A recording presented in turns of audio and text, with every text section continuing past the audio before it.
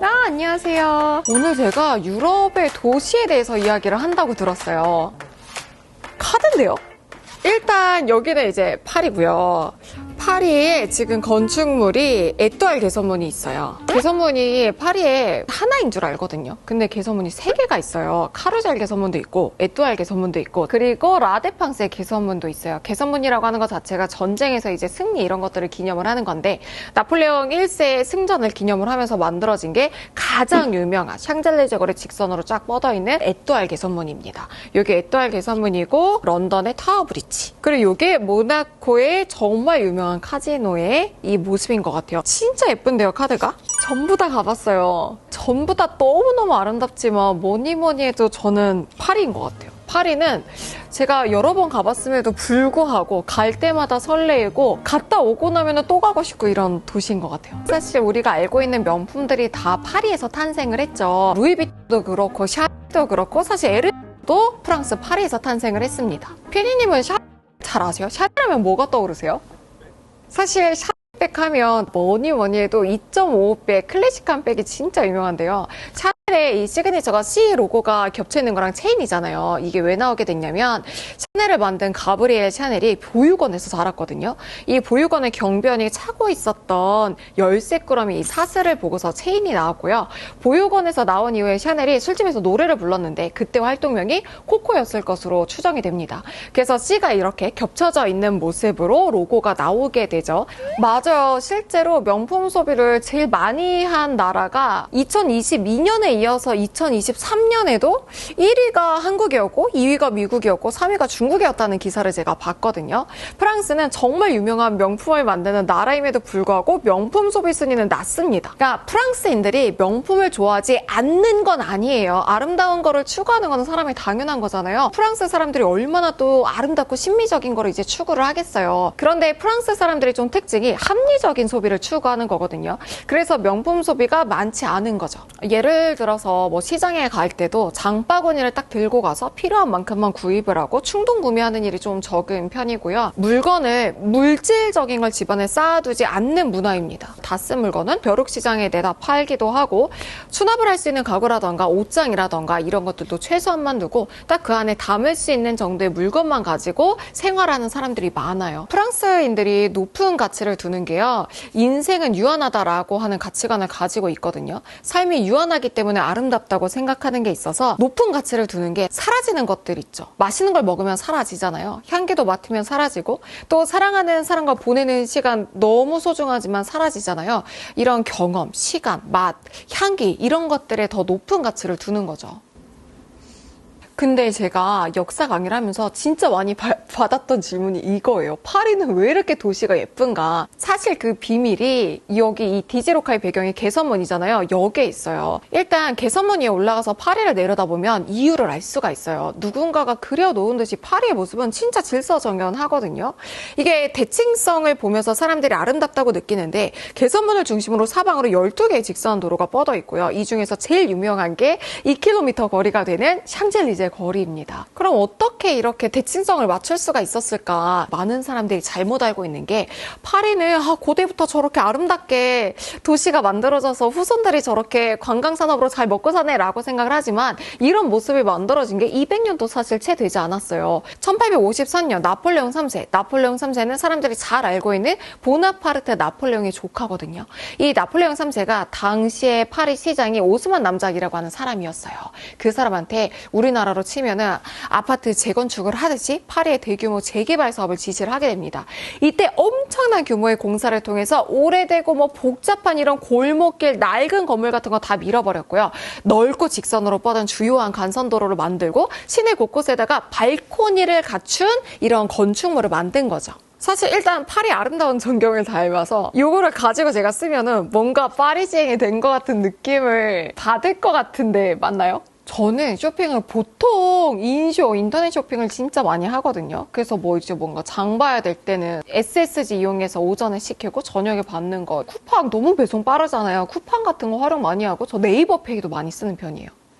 결제는 사실 카드를 하나만 가지고 있진 않잖아요, 사람들이. 그러니까 뭐 해당 사이트마다 할인이 조금 많이 되는 거? 그런 카드를 좀 골라서 하는 것 같은데요. 바로 그 부분인데 제휴사 할인받고 싶을 때 PLCC 발급해야 하잖아요. 디지로카 파리 에디션은 카드 한 장으로 주요 온라인 할인 혜택은 물론이고 쇼핑몰 멤버십으로 추가 할인도 된다고 하더라고요. 그러니까 하나를 가지고 제가 이용하는 다양한 사이트에 다 다르게 할 필요가 없이 하나 가지고 할 수 있다. 그러니까 프랑스 사람들이 되게 합리적으로 소비를 하잖아요. 그러니까 디지로카 파리 에디션도 그런 사실 파리 모습을 닮은 것 같네요. 사실 다 기억에 남기는 하지만 저는 런던을 뽑을 것 같아요, 그러면. 왜냐면 특이하게도 제가 런던에 갔을 때는 음식도 그렇게 맛있지가 않았고 날씨가 되게 추워서 되게 힘들었던 것 같은 기억이 있거든요. 그런데 돌아보고 나면은 그 런던의 빨간색 자동차 그리고 그 타워브리지의 그 민트색 색깔 이런 게 되게 기억에 남더라고요. 영어로 런던? 이게 런던 이름이 이게 켈터여서 그래요. 켈터의 호수의 도시를 뜻하는 단어가 린딘이거든요. 여기서 호수는 런던 하면 어떤 강 떠오르세요? 그렇죠. 템스 강을 뜻합니다. 호수가. 이 런던은 템스 강과 바다가 엄청 가까워요. 그래서 교통이 굉장히 일찍이 발전해서 15세기 초부터도 상업이 발달을 했습니다. 지금도 사실 국제금융의 중심지가 런던이잖아요. 경제 중심지로 꾸준하게 발전을 했지만 정말 비약적으로 발전을 했던 것은 16에서 17세기 엘리자베스 1세 때였어요. 엘리자베스 1세는 지문 국가와 결혼했다라고 하는 말로 정말 유명한 사람인데 정말 실제로 평생 독신으로 살아서 별명이 처녀왕이었습니다. 나는 국가랑 결혼했다라고 생각을 하면서 정치랑 경제 발전에만 매진을 하게 된 거죠. 어쨌건 이때 절대적인 왕권을 구축하면서 경제가 발전합니다. 특히 16세기 초반이 되면 화폐를 다 통일을 해요. 이 시기에 유럽에서 또 주식이 또 처음 시작이 되죠. 이때 상업이 엄청나게 발전을 하게 되거든요. 신항로 개척이 일어나면서 동양의 물건을 많이 사와서 그런 물품들을 거래할 수 있는 시장, 마켓이 발전하고 상업이 되게 발전하게 됐는데 상업이 발전하고 금융이 발전하려면 투자가 쉬워야 되잖아요. 이 투자를 쉽게 만드는 제도가 바로 주식이었던 거죠. 16세기는 동양으로 가는 새로운 항로를 개척했던 신항로 개척의 시대였어요. 만약에 항해를 성공해서 동양의 물건 중에 인기가 진짜 많았던 게 후추 같은 향신료였거든요. 이런 물건을 가져와서 다시 유럽으로 돌아오게 되면은 500배까지 수익이 났다고 해요. 그런데 문제가 있습니다. 해적도 있고 태풍도 있으니까 실제로는 배가 6척이 출항하면 5척 정도가 난파가 되었다고 해요. 그래서 이때 처음 생긴 게 보험제도죠. 이 보험이 처음 탄생한 것도 영국의 런던 로이드사입니다. 로이드사는 17세기에 에드워드 로이드가 오픈했던 커피하우스에서 탄생하게 된 거예요. 맞아요. 다른 나라는 19세기에 시작이 되는데 영국은 18세기 후반에 이미 면직물 이 대량 생산이 되는 산업혁명이 시작이 됐습니다. 그러다가 심지어 영국에서는 주가 조작 사건도 벌어졌어요. 이 영국에서 일어났던 주가 조작 사건이 남해 버블 사건인데 영국의 남해회사라고 하는 회사가 있었어요. 이 남아메리카랑 카리브 해역에 노예무역을 또 독점하고 영국 정부에 국채를 매입하는 회사로 출범을 했거든요. 그런데 주요한 사업의 파트너가 스페인, 에스파냐였는데 에스파냐랑 관계가 나빠지면서 사업이 좀 잘 안 풀리게 됐을 때 복권을 또 발행해서 크게 성공을 거뒀던 회사였어요. 이 남해회사가 영국 정부에서 발행하는 국채를 내가 좀 사줄 테니까 남의 회사의 주식을 일반인에게 공개할 수 있는 권리를 이 영국 정부가 좀 인정해달라고 요구를 해가지고 이 권리를 인정을 받습니다. 이때 주가 조작 사건이 일어난 거예요. 1월 달에 주가가 128파운드였대요. 그런데 이제 작전 세력들이 붙어서 루머를 퍼뜨리기 시작하죠. 남의 회사가 남아메리카의 뭐 주요 항구에 대한 통상권을 획득했다. 아니면 남미의 뭐 최대 은광인 포토시 광산의 운영권을 따냈다. 이런 소문이 난무하게 됩니다. 그래서 이런 루머를 막 퍼뜨리고 작전 세력이 붙게 되면서 6월에는 1,050파운드를 기록을 했어요. 10배 정도가 오른 거잖아요. 그런데 실제로는 사업 이득이 없다라고 하는 의심이 커지고 소문이 거짓으로 밝혀지게 되면서 주가가 폭락하게 됩니다. 여기에 주식 투자를 했다가 엄청나게 손해를 본 사람이 바로 아이작 뉴턴이에요. 거의 현재 가치로 50억 정도의 손해를 봤다 그래요. 손 떨리지 않나요? 이때 아이작 뉴턴이 했던 얘기가 나는 천체 운동을 정확하게 계산할 수 있는데 이 주가 조작 사건과 관련해서 정말 많은 사람들의 투기, 이 광풍 속에서 이렇게 비합리적인 일이 벌어졌잖아요. 사람들의 관계는 계산할 수 없었다라고 얘기를 한 일화로도 유명하죠. 이 사건 때문에 영국 의회는 버블법, 그러니까 버블 액트를 만들게 되고요. 경제학에서도 거품 꼈다라고 얘기를 하잖아요. 버블이라고 하는 용어가 이때 생기게 됩니다. 결국에 이렇게 주가 조작 사건 때문에 많은 사람들이 피해보는 일이 없어야 되니까 공인회계, 이 감사 제도도 이때 탄생이 되죠. 이후로는 제도까지 탄탄하게 정비가 되면서 더욱더 경제금융의 중심지가 됩니다. 저 최근에도 한도초가 뜬 적 있어요. 카드를 써야 돼가지고 카드회사에 전화를 해가지고 선결제를 했던 게 기억이 나요. 사실 잘 모르겠어요. 일단 돈을 써야 되니까 부랴부랴 그냥 내기만 했던 것 같은데요. 디지로카 런던카드 선결제 혜택이 있어요. 1.7%를 적립해준다고 하더라고요. 그러면 내가 좀 여유가 있으면 일부러 더 선결제도 할 수 있을 것 같아요. 뭔가 이제 자금 사정에 따라서 결제 계획을 조금 세우고 선결제 포인트를 쌓으려고 좀 미리 결제를 하면은 1,000만 원 쓰면 17만 원이 적립되어 있는 거니까 저 같으면 진짜 맨날 선결제할 것 같아요. 그리고 일시불 이용 금액을 6개월까지 수수료 없이 나눠 납부해도 된다고 하네요. 그러면 일단 일시불로 결제하고 내가 조금 타이트하면은 나눠낼 수가 있으니까 되게 결제 방식이 뭔가 체크카드의 장점? 그리고 신용카드 장점 같은 게 합쳐진 좀 자유로운 것 같아요. 런던에 갔을 때 여기 타워브리지잖아요. 딱 타워브리지가 보이는 숙소에 머물렀어요. 사실 다른 데 안 나가도 타워브리지 보이는 데서 차만 마셔도 영국이다 이런 느낌이 들더라고요. 타워브리지가 너무나 아름다운데 처음에 사실 타워브리지가 만들었을 때는 건축사들에게 되게 혹평을 받았다고 하더라고요. 근데 지금은 런던을 상징하는 랜드마크입니다. 모나코 하면 진짜 럭셔리한 나라죠. 부자 나라. 특정한 석유 재벌 이런 사람들이 돈이 많은 게 아니라 국민들이 전반적으로 굉장히 잘 사는 나라가 모나코입니다. 우리나라는 강남에 있는 아파트 한 평당 1억이 넘었다라고 해도 정말 너무 비싸다고 하는데 모나코에서는 집값이 한 평당 10억이 넘어요. 그런데 세계에서는 또 두 번째로 작은 나라고요. 그러면서도 슈퍼리치의 나라인 거죠. 국민들의 평균 자산이 약 130억 정도가 되고요. 그 외에도 특징이 부자이면서도 세계에서 가장 치안이 좋은 나라예요. 범죄 현장에 경찰이 또 평균적으로 출동하는데 1분 안팎으로 걸리는 나라입니다. 그리고 또 특이한 게 전 세계에서 또 평균 수명이 가장 긴 나라예요.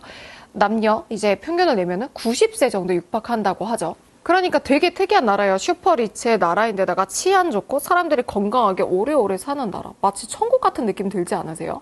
일단 모나코의 역사를 간략하게 얘기해드리면 1200년대 이탈리아는 도시국가로 분열되어 있었어요.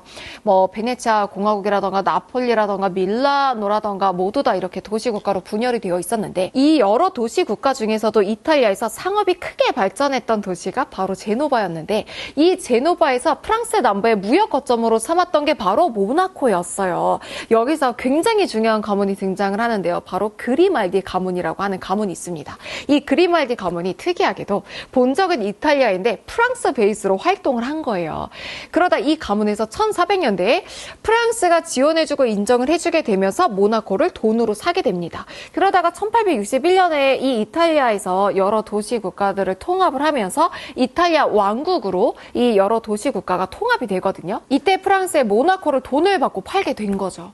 그래서 실질적으로 모나코는 프랑스의 보호국의 형태입니다. 도시국가이자 보호국의 형태를 가지고 있는데 공항이 없어요. 저도 모나코를 방문을 했을 때 프랑스의 니스 공항을 이용해서 갔거든요. 정말 작아요. 나라 끝에서 끝까지 가도 35분이면 다 둘러볼 수 있습니다. 모나코가 그러니까 이런 상황 속에서 자기가 먹고 살 길을 마련을 했던 게 세금 정책과 카지노였어요. 돈이 많은 사람들을 유치를 하기 위해서 소득세, 양도소득세가 없습니다. 그리고 부자들을 위한 놀이 공간이 필요하잖아요. 디지로카, 이 모나코 에디션에 나온 이 카지노가 바로 놀이 공간으로 조성이 된 거고요. 부자들이 원하는 게 뭐겠어요? 돈을 많이 쓰면서 오래 살고 또 치안 좋은 나라에서 사는 거잖아요. 그러니까 의료도 발달하고 치안도 발달한 거죠. 맞아요. 그레이스 켈리 때문에 모나코가 전 세계적으로 굉장히 유명해지게 됐거든요. 그레이스 켈리가 화보를 촬영을 하려고 모나코를 방문을 했는데 모나코의 전국왕 레니의 3세를 만난 거예요. 그래서 1956년에 세계 결혼식을 올리게 되죠. 당시에 그레이스 켈리가 결혼하고 난 다음에 임신을 했을 때 임신한 배를 가리기 위해서 항상 에르메스백을 앞에 이렇게 덧대요. 이게 유명해지면서 에르메스의 해당 백이 켈리백이라고 불리게 됩니다. 제가 맞춰볼게요. 저희가 감이 조금 오는데 모나코가 부자들을 위한 뭔가 환경 자체를 조성을 했잖아요. 즐길 수 있는 카지노 공간이나 이런 게 있고 굉장히 럭셔리한 나라니까 쇼핑 환경이 굉장히 잘 갖춰진 카드 아닌가요? 일단 공항 라운지 무료, 그리고 아까 전에 파리 에디션에서 얘기한 PLCC 발급 있잖아요. 이것도 카드 한 장으로 혜택을 받는 게 되고, 럭셔리 카드답게 프리미엄 카드 혜택들을 누릴 수 있는데, 프리미엄 카드 혜택이 뭐예요? 디지로카 파리 에디션 혜택 플러스 MZ세대가 선호하는 주요 온라인 업종 할인 추가했다고 보시면 될 것 같아요. 그러니까 내가 선호하는 쇼핑에 더 추가로 할인을 받을 수 있으니까 진짜 프리미엄 쇼핑이 되는 거네요. 뭔가 이 카드를 쓸 때는 모나코의 진짜 슈퍼 리치가 된 기분일 것 같아요. 이 모나코의 카지노가 몬테카를로 지구에 있는데 오페라 하우스를 설계한 장루이 샤를 가르니에의 작품이 또 이 카지노입니다. 유럽 최대 규모를 자랑하고요. 정말 부자들이 끊이지 않고 가게 되는 이유가 얼마를 따든 간에 세금을 내지 않습니다. 세금 자체가 없는 나라니까요. 일단 저는 이 세 도시에 대한 역사에 대해서 이야기를 해드렸는데 같은 유럽이지만 정말 다른 색깔을 한 번 더 확인할 수 있었던 시간인 것 같고요. 그러면서 저도 디지로카의 시티 에디션, 파리, 런던, 모나코 이 에디션에 대해서도 알 수가 있었는데요. 생각해보면 요즘에 사실 카드를 안 쓰는 사람이 없잖아요. 저도 저한테 혜택을 많이 주는 카드를 골라서 막 활용을 하고 있는데 이 카드 중에서 나에게 맞는 혜택을 잘 활용할 수 있는 카드를 선택을 해서 활용을 하면은 파리 카드를 쓸 때는 파리지행처럼 합리적인 소비를 할 수 있을 것 같고요. 모나코 카드를 쓸 때는 모나코의 슈퍼리치가 된 것 같을 것 같고, 런던을 쓰면 내 자금 사정에 맞추어서 자금 계획을 세울 수 있을 것 같아서 좋을 것 같습니다. 여러분들에게도 유익한 시간이 됐으면 좋을 것 같고요. 혹시 더 궁금한 점이 있으면 댓글로 남겨주세요. 안녕!